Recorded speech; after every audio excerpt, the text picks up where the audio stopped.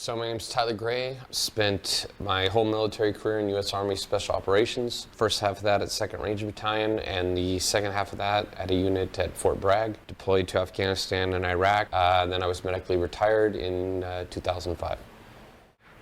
So a ballistic helmet, I'll give you an example. So my old unit used non-ballistic helmets in Somalia. You know, they were essentially they're Protec skateboard helmets. They were what we call now bump helmets. Okay, if you bumped your head on the ceiling, you know, they would protect you from that, but they had no sort of ballistic protection or whatever. The notion of ballistic helmets is a little confusing because when you start talking ballistic, there has to be a baseline of comparison for its ability to defend against ballistic threats. The standard in the United States is the NIJ. That's the ballistic standard in the United States. You know, one misconception that I see with helmets, or here I should say, is that, you know, a lot of times, like I'll remember a company came out with some plate that went on the forehead that stopped a rifle round. Did the plate stop a rifle round? Yes.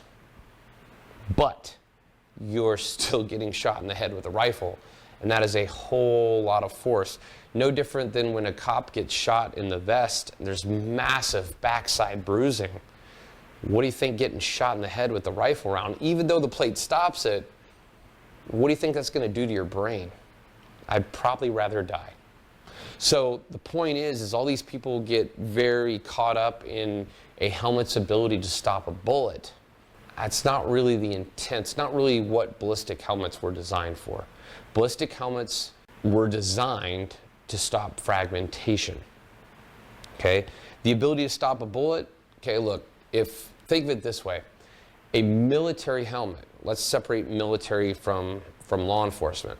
Military and law enforcement, the highest rated helmet right now, at least in the US, is a 3A rating. That will stop, you know, let's say 9 mil. Most handgun rounds, but 9 mil. Is there a great threat from handgun round? What's the greater threat in a military environment? Is it pistol rounds or is it rifle rounds? Rifle.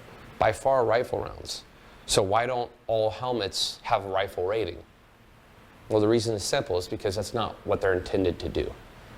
They are intended to stop fragmentation, and they are designed primarily to protect the brain, the head and brain, from the concussive effects of explosions, from, you know, general fragmentation, which actually makes a good point, because the rating, though, why, if a helmet's not designed to stop a bullet, why are they rated by, why is the NIJ rate by bullets? Well, A, the rating that's applied to helmets is actually from vest. It's the same standard. But more comprehensively, when you say stopping fragmentation, what is fragmentation? You could have a fragment this size traveling at 20 miles an hour, weighing, you know, 10 grains, or you could have a piece of fragment this big traveling at 3,000 miles an hour that weighs, you know, 10 pounds. How do you compare, without using a standard projectile, how do you compare something's ability to stop fragmentation? The answer is you rate it by bullets. Now you have a definitive weight, generally in grains, at least in the US, the NIJ standard, grains, which is a unit of measurement. And then you have grains combined with feet per second.